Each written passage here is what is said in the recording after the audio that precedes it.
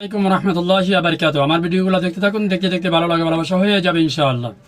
দর্শকবৃন্দ, বিশ্ব মানচিত্রের নাম নেই এমন দেশের দূতাবাস ছিল ভারতে। গ্রেপ্তার হয়েছে দূত।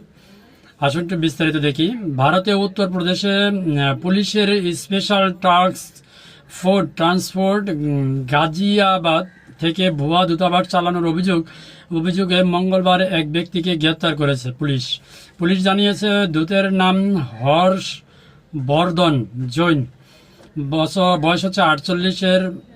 ওই ব্যক্তির গাজিয়াবাদে একটা বাড়ি ভাড়া করে সেখানে থেকেই ভুয়া দূতাবাস পরিচালনা করেছিলেন বলে অভিযোগ।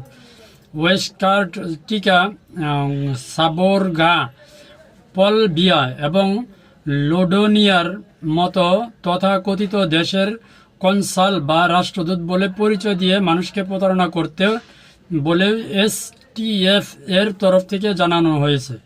মূলত দেশ হিসাবে এগুলোর কোনো স্বীকৃতি নেই। এসটিএফ এর নয়ডা ইউনিটের এসপি সুশীল ঘোষে সাংবাদিকদের বলেছেন, ওই ব্যক্তি ওয়েস্টকার্টিকা, সাবোরগা, পলবিয়া, লোডোনিয়া এবং আরও কয়েকটা তথাকথিত দেশের দূত সেজে মানুষের সঙ্গে যোগাযোগ করত।